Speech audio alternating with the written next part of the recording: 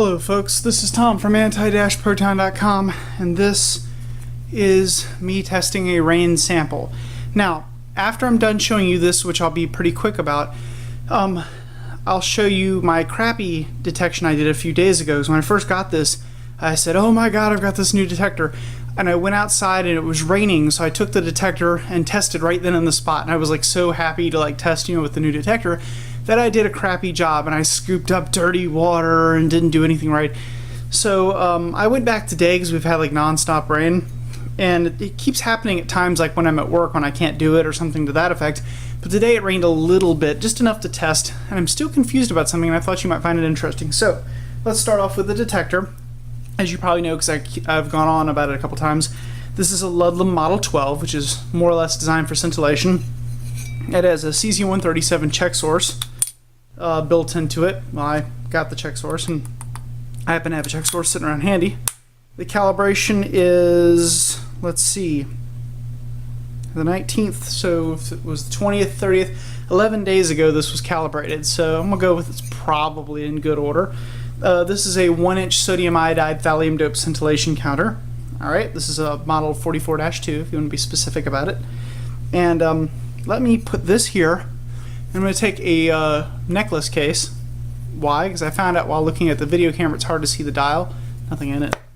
And in fact, if you look at the meter, if you can see the meter, it doesn't really go up when you put this on it. There's nothing in it. So anyway, let me use this to prop this up just ever so slightly so you can see it a little better. There we go. Now, you'll notice that it's on the times 10 scale. There's a 1, a 10, 100, and 1,000. Times 1 is 0, 100, 200, 300, 400, 500 counts per minute. Times 10, where we're set right this moment, is 0, 1,000, 2,000, 3,000, 4,000, 5,000. So you see that we put it on the from rabbit, which is fast response, to turtle, which is slow response. It has a little picture of a rabbit and a turtle. And let's give this thing a second to kind of get to where it needs to be. And I think it's going to hit about 2,000 counts a minute. Let's put that right there. Probe, so it's kind of where we can keep an eye on it. And then I'm going to introduce some water samples. 2 of them I took today. This is still not the most scientific way to do this. I'm just doing it for giggles. When I scientifically want to do it, first off, I wait till there's more rain. There wasn't enough rain to do anything with. Even after an hour or two of the little collection bucket, I didn't get very much.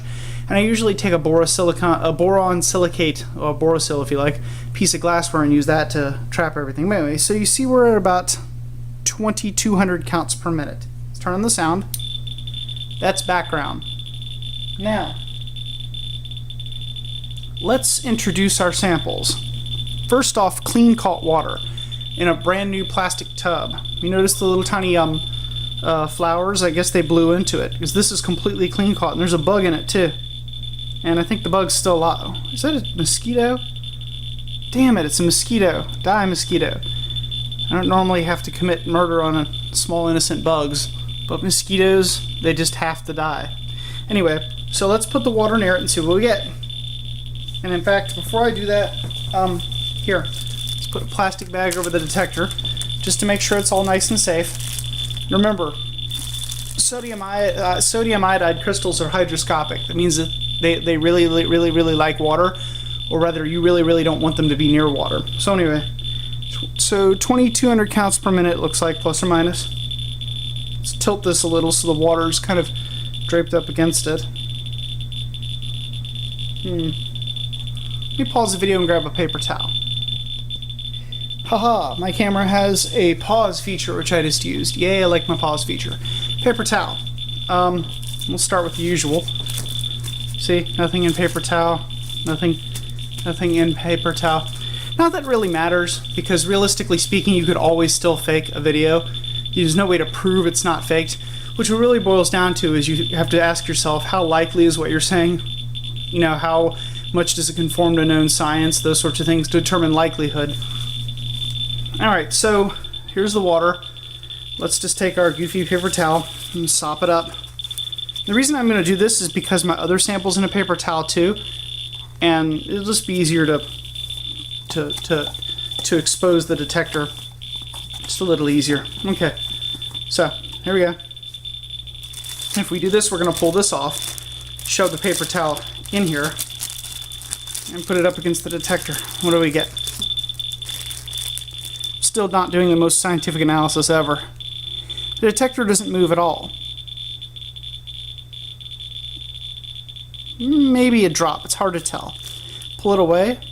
No, I think it does go up a little. It's almost exactly at 2,200. Put this up against it. Swear it went up a little.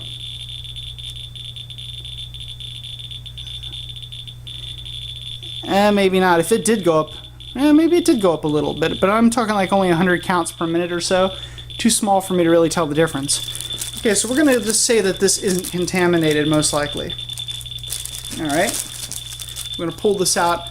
And in fact, because of the fact that we're going to say this isn't contaminated, I'm going to break scientific protocol and I'm going to take this sample and put it in the same bag. Now you might say to yourself, hey, wait a minute, you're cross-contaminating bags. Yeah, but, here, shut up. But we've already pretty much said that that sample's effectively uncontaminated, or rather we can't detect any contamination in it. So what we're looking for is a significant change in contamination, right? So we'll use the same bag. I'm pretty sure that hopefully made sense. If it doesn't make sense, you know, whatever. Like I said, this is way more scientific than the test I did a few days ago, but this is still not like a super duper scientific test. You've seen me do super duper scientific tests before. You've seen me with my gloves and my boron silicate glassware and all this stuff. And you know what? Sometimes I just don't really want to go through all of that, because I'm just kind of doing this for fun. Come on, can't we all just have a little fun every now and then? So, let's take this. This came off my car. I wiped this off my car. So it's the same rainwater, but it's been on my car. And there's some competing, well, not really theories, hypotheses people have come up with about how that seems to work. So let's see. Crank up the sound. Take this. Move it up and stick it up against. And there it goes. So why does it go up off of my car? And how high is it gonna go?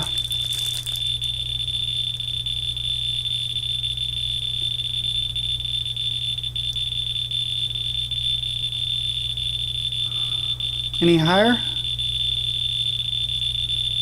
Come on, baby. Come on. Squeeze it in a little tighter. Come on. I don't think so. Wait. No. No, it's not going to hit over. It's not going to go all the way over. Close, though. So about 4,600 counts per minute. Not bad. That's double what we had before. But then again, this is a very sensitive detector, so keep that in mind. So this is not actually like run for the hills levels of radiation. It's very, very tiny. It's just this detector is ridiculously sensitive. Let's put it on fast mode, quick response. Now let's see what happens.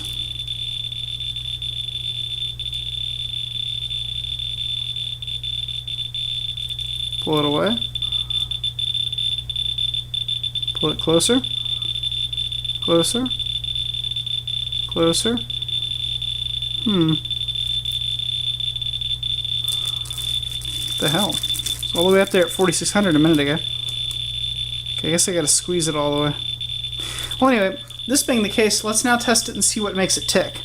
Because there's another thing we can do with this.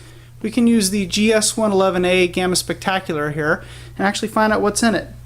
Okay, so to do this, step 1, cut the detector off. Hit the reset button, let all that voltage get out of it. Let's get rid of this thing. Alright, make sure your detector is cut off. Detach detector, cable. We're going to move this far away into the other room, and the reason is that as a cesium-137 check source, more than about 3 feet away I shouldn't be able to pick it up with this. But why contaminate it? I mean, I know. Didn't I just give you the spiel about how I don't care about the contamination with this? And then next thing you know, I care all of a sudden about the contamination with this. But the reason is because these two waters should have the same contaminant in them. I mean, they both came from the exact same surface. The bucket was like 1 foot from my car. But the difference is this is not something that was in any way, shape, or form in the rain, and you don't want it to be contaminated, and it's a sensitive thing people are looking for. So let me pause this quickly and go get my culminator too. Alright, now, we're back. And this is a ghetto culminator. You've seen my good one before, probably, if you've ever seen my spectroscopy vids. I have a nice big lead donut that's all beautiful and painted. It came from Spectrum Techniques. It was expensive. It was nice. And there's a really nice one you can buy from Ludlum, too. But I just thought for giggles, I had some sheet lead sitting around. This thing's really heavy. And I actually made one just for fun. So, let's take this, stick our detector inside of it. See? Detector's inside. This is lead. and it will shield the detector, and there's enough space inside here too. So what we can do is do a little bit of field gamma spectroscopy. Step 1, squeeze out the water. Well, not that water, sorry, squeeze out the air. Step 2, squeeze out the water, that's the whole point of the test. Step 2, put this here, make sure there's no water coming off of it. Put this, oops, I want to get this inside of there. Boing, there. Stick that on top of that. That over there. Now, take this, the GS111. I got this detector here, this cable here from IRAD Incorporated. See if I can actually get the link this time up to the site as opposed to last time when I said I had it and then didn't. And of course, I got the detector from Bejeweled Research. Yay! Alright, so we get a random laptop. And then we take this cable here, that's power. It's a USB cable. And I'll show you what's on the laptop in a minute. Plug this into this. Now we have power. Get that back in there again. What the hell? What a crappy job I did of getting that connected. Always make sure your connections are really firm. See how that fell out? That's because I didn't check my cable first. Always check your cable. Don't be like me. I don't know what I'm doing, right? Plug the volume in. And just in case anybody doesn't remember how this works, USB supplies power to this from the computer. This supplies sound pulses coming out. The volume of the sound is proportionate to the energy detected.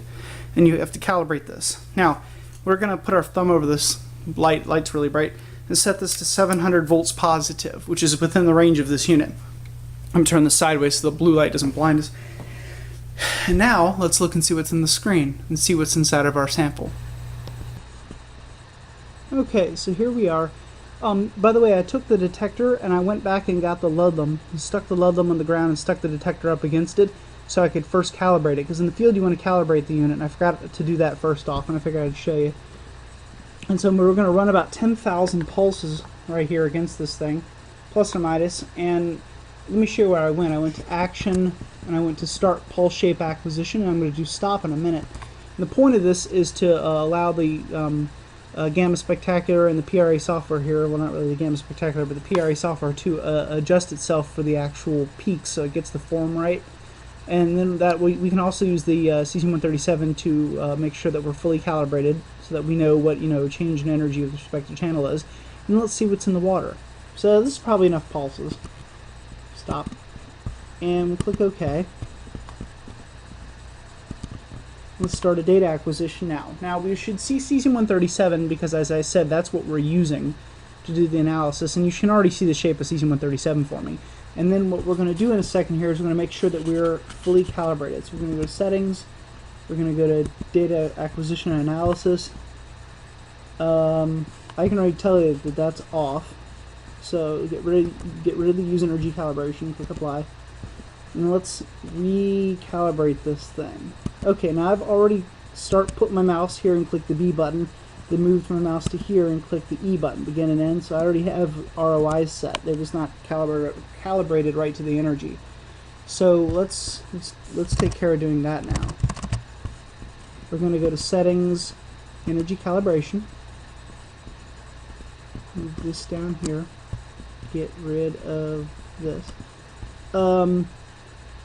Okay. We're going to get rid of the bismuth calibration point because I don't have a uranium sample sitting with me right at this moment. Well, not right with me. And so we're going to calibrate the C137. Okay. First off, let's see if the 32 keV line is correct. Okay. It says that the mean is 1.373. So let's change that. 1.373. Okay, standard deviations, let's see here. Standard deviation is approximately 0.125. 0.125. And energy is 32 keV. The next energy at 662 keV is right here. And for the ROI, the mean is 25.07. So let's change that. 5.07. And the standard deviation is 1.165. 1.165. Actually, it's changing all over the place. I'll call it 1.3. It keeps going in between those. And 662 keV. So click Apply. Now we know that we're correct. Let's go back to the settings again and use energy units. Yay, energy units. Okay, so now this is right here set to, let's get rid of our ROIs. Get rid of the ROIs. Okay, so this right here, its center point is set to about 662.66 kV, right? Yeah, that's about right. And that's set to. So, we're ready. Let's get rid of our check source. Stop. And then let's do our analysis. I'll put the detector in the over top of the sample. Get rid of the Ludlum. That over here behind a piece of lead. Alright. And let's start over. What's in our water? And the activity's so low, God only knows what we'll find, but we'll give it a little while.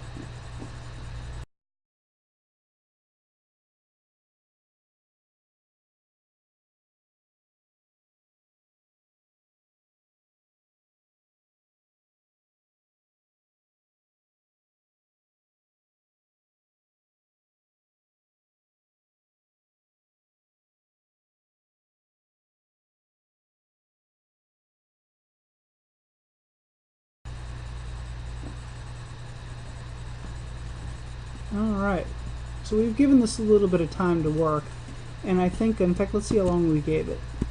We've given it 277 seconds, but nearly 5 minutes. Let's see what we have. Okay, first off, right there, right on the dot, pretty much. Let's see what the energy reads at. Yeah, that's pretty much it right there. This is, let me kind of move my mouse over, hit B, and then hit E. This right here is bismuth 214, right on the dot. So, let's see what it thinks. It thinks that 614 keV is the energy and 609 is the actual energy. So that's pretty close to the mark, don't you think? Let's see what this big peak is right here. 82. It's probably picking up the lead shielding. That should be X-ray fluorescence. X-ray fluorescence from the lead. So that's right in the dot. And these other guys over here are really hard to detect anything from. There's a bit of something going on right here. 376. That's close enough. That's probably bismuth. Or sorry, lead 214. What are you right there? I'm using a Gaussian peak analysis thing. That's probably lead 214, 240. Let's see. Okay, so that's probably lead. This is mostly lead 214. But anyway, the thing everybody is always looking for, of course, is obviously cesium-137. And we've detected cesium-137 before, if you recall. We've actually, when I say we, I have detected it before, so I know it's there. And there's probably some in most water samples if you have a significantly powerful detector, which I do not. So let's go over here and look. Meaning that even if I don't see it, it doesn't mean it's not there. It just means that it was so small that I couldn't pick it up. And it's right in here. Somewhere right in this area.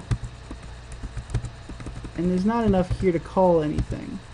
I mean, see right here, there's this little bit of a tiny little drop of a peak. See, 39 counts versus 34 or 22 on the other side, but not really much compared to the other. It doesn't really stand out in any conceivable way. Let's see if the 32 keV peak is here. That would be here. There's a little bit of something here at 32. Not enough to call anything though. So there might be cesium-137 in the sample, but we know one thing for sure.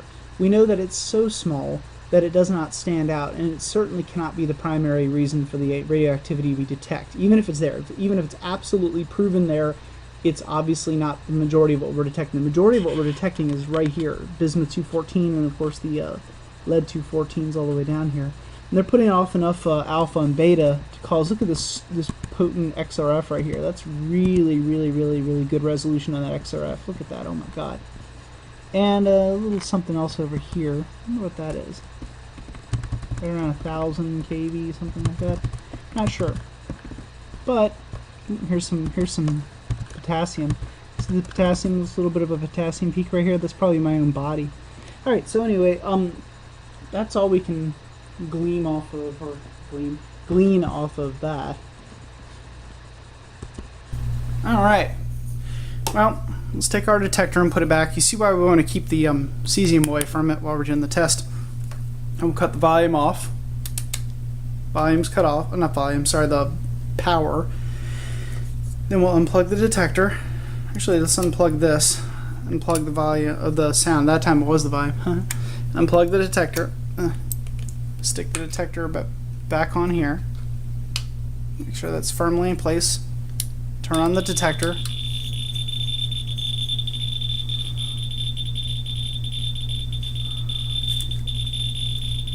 And there we go. We have tested a sample in sort of a field test sort of way. Just out of curiosity, how low do we get when we put the culminator on? 1,000 counts per minute. Put the check source up against it. Goes right back up again. But anyhow, so this has been Tom from anti-proton.com, and remember, always make sure to bring your gamma spectrometer with you when you go testing. Alright, so we're here at my car, and we have a Ludlum Model 12 with a 44-2 1-inch sodium iodide thallium dope scintillation detector. Why not? Alright, first, let's take the probe off, which is in plastic to protect it. Remember, sodium iodide is hygroscopic. Second step, we're going to turn the power on and turn it to battery test. And the test is perfectly fine. Then we're going to hit the high voltage, and we're going to test that. And you see the high voltage is at 800 volts, which is good. And we notice that our calibration is less than 10 days old, which makes this meter pretty good. We're going to set to times 10. And give the meter a time to acquire. We'll switch to the rabbit mode, which is fast. That'll get it up there quickly. Switch back to turtle, which is slow. And we get 1,000, 1,200, about 1,300 counts per minute is what we're getting. Maybe 14. And apparently every single car is going to come home right now. So now let's swipe the car. We'll take the paper towel and test it. And we get nothing.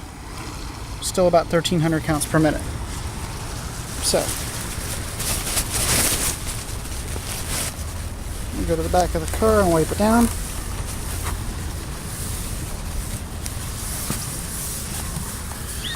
And see if our high might be correct.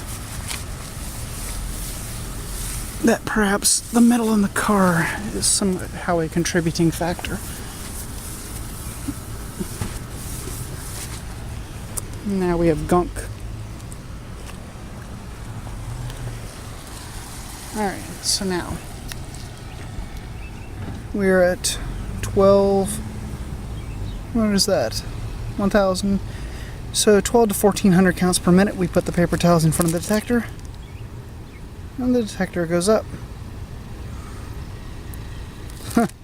Didn't do this from the clear caught water. And so it is reasonable to assume that a contributing factor may be the car. Let's cut sound on.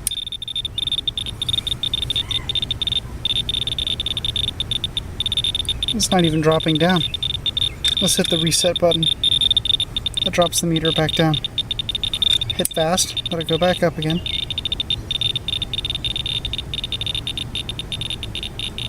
Slow. And let it calm down. About 1,300. Put the paper towel back in front. And the detector rises again.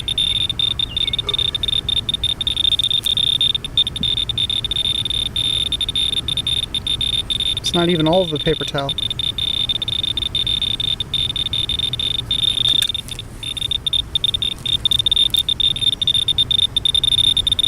So 2, 4, 6, 650 counts per minute higher than normal. By the way, we're on times 10, so this is about 2,000 counts per minute. Pull that away. Look at that, it's just dripping water everywhere. And it should drop. Okay, there it goes. See, it's ever so slowly going down. Come on. Fall back to normal, don't make a liar out of me. There, you see. Let's switch to fast mode and just watch it happen really quickly. Paper towel. Actually,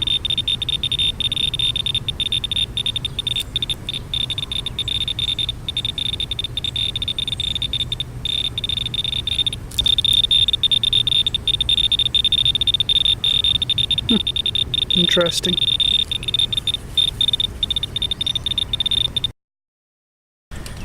Alright, rain fell a little bit ago. This is not a clean catch, this is dirty water. So to be proper science, it should be clean. But we will use dirty today because we have nothing else. Oops. We'll take a beaker. Dirty water.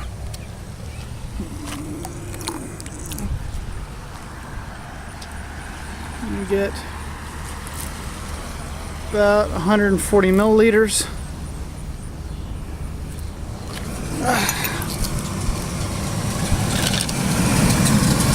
And we will take our Ludlum Model 12. We'll turn the power on. Yeah, let's pull the top off so you can see. Alright, it's on battery check. As you can see, battery test's fine. High voltage, you can see we're at 800 volts, which is correct for the probe. We'll set this to times 10. Give it a few seconds. We'll switch it to rabbit mode, fast mode. Alright. Now, before we go further, I'll take a bag out of my bag or pocket. We're going to put the probe inside of the bag so that it doesn't get contaminated. This is a Ludlum Model 44-2, which is a 1-inch sodium iodide detector. We're going to put it like this. Now let's see what we get. Switch back to slow mode, and we are getting approximately, let's see, that's times 10, so 2,000 gallons per minute. Almost on the dot 2,000. Now, I'm going to put the water up against the detector. And we go up a little. 22. 21 to 22. Not much. Pull this water away. And let's see if we drop. We do not drop. So that could be a false reading. So apparently a variance is between 2,000 and 2,100. Let's put the water back.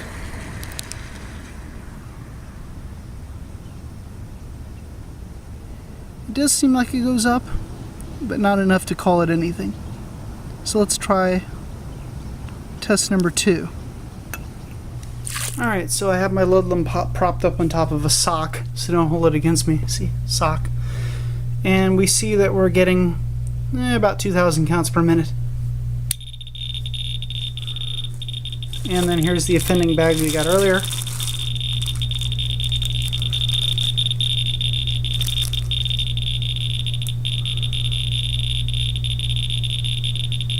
Goes up a little. Takes it a minute.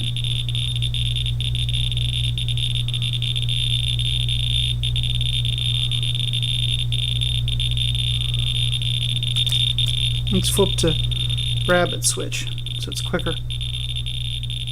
By the way, there's a little bunny and a little turtle. That's why I keep saying rabbit and turtle. It's actually fast and slow response.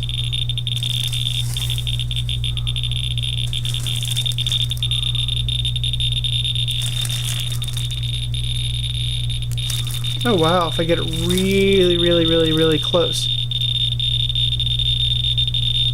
I can almost hit next scale.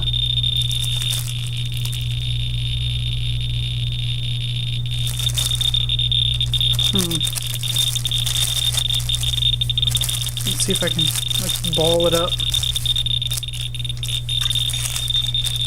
Push down.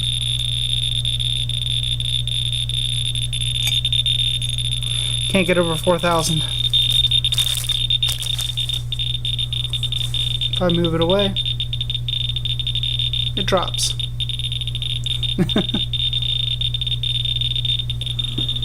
Thank you, Ludlum.